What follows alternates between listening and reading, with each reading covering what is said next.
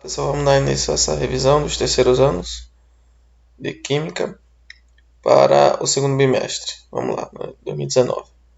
Então, de início, separei aqui os assuntos relativos aos temas.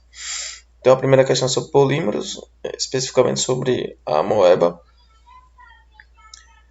A segunda questão é sobre carboidratos, as definições, polímeros e liberadores de fármacos ou carreadores de fármacos, bioquímica, tensoativos, polímeros, algumas definições, bioquímica, a sexta questão, sobre proteínas da indústria do petróleo, polímeros, quitosana, bioquímica, amido, bioquímica, relação entre sabão e detergente e o glúten, finalizando a questão 10.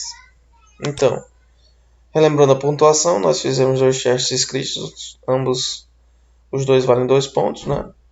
A apresentação do projeto, 2 pontos, que está para acontecer ainda, só 2 grupos apresentaram. E a prova objetiva, 10 questões, valendo 6 pontos, cada uma valendo 0,6.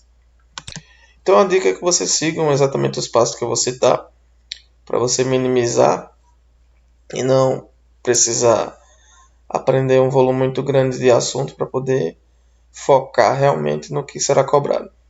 Então siga as dicas. Não vai precisar ler o texto todo aqui como coloquei, né? Então vamos à primeira questão. Então, aqui está o link para vocês acessarem de onde eu tirei essa informação. E os conceitos importantes vocês devem saber, né? O que significa reticular, agente reticulante, é tornar um polímero, né, com características de gel. Então, o polímero vai ter uma característica de gel. Independente da quantidade, ele pode ter um aspecto líquido e sólido, que é a amoeba. A amoeba tem um aspecto líquido e sólido ao mesmo tempo. Esses fluidos aí, né, na engenharia, são chamados de fluidos não newtonianos. E exemplos aí que nós podemos citar é a própria amoeba, o ketchup, shampoo, géis e amido. São exemplos, né, de substâncias que têm essa característica de ser gel ou líquido sólido ou ser fluidos não newtonianos. O amido, né, especificamente quando a gente coloca em água. Então a questão 2 é sobre carboidratos. São questões de assuntos de sala. E vocês devem focar nas perguntas, que os carboidratos são compostos abundantes na natureza, especificamente celulose e quitina.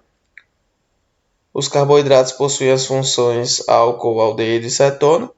E outras perguntas dessa questão, mas vocês baseando, se aprofundando nos conceitos de carboidrato, vocês irão resolver essa questão facilmente. Então,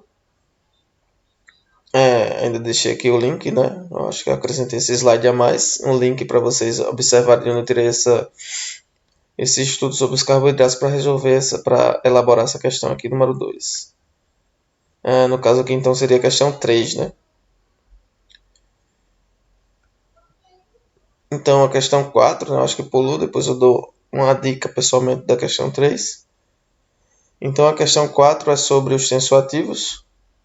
Então, essa questão é elaborada do seguinte link. Então, você vai procurar uma tabela que mostra os diferentes tipos de tensoativos, não iônico, catiônico, deuterio e anfótero.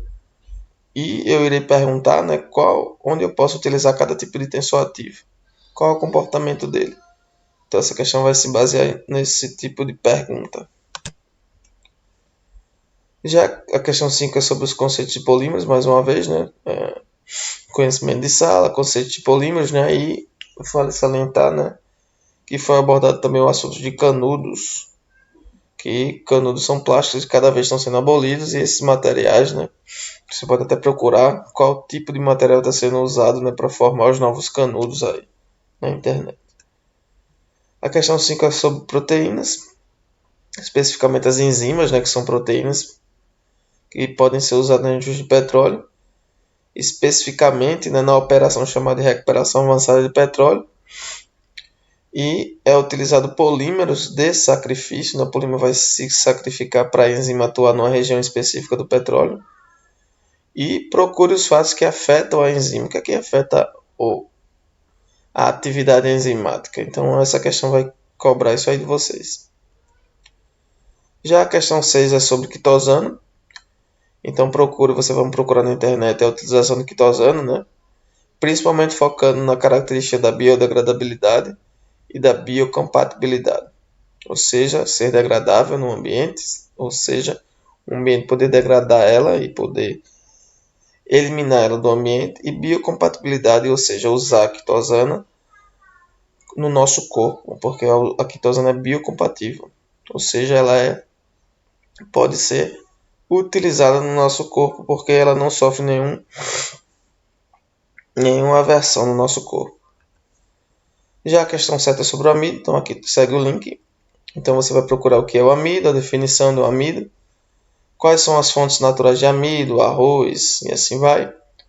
E a classificação, existe lá a classificação de 3 tipos de amido, que tem o resistente, são 3 tipos de amido, né? Então lá no texto vocês procuram. Então, a questão 8, né, do amido, a questão 9 é sobre os detergentes. Aqui está o link também. Então procura a definição de sabão e detergente, a diferenciação. E procure, né, porque um é biodegradável e outro não, né? E a evolução da ciência para criar cada vez mais, né, compostos biodegradáveis. Então aí vocês vão ver e procurar o link e essa informação. No link, na fonte, essa informação. E para finalizar, né, o glúten. Aqui está o link. Então vocês vão procurar a definição, né, do glúten, que são 2 proteínas, né? Procurar quais são as fontes do glúten, o que o glúten confere ao alimento, e se nós retirarmos o glúten do alimento, né, o que é que o alimento vai perder se retirarmos o glúten. Então, com isso, galera, eu fecho aqui a aula. Bons estudos para vocês aí, até mais.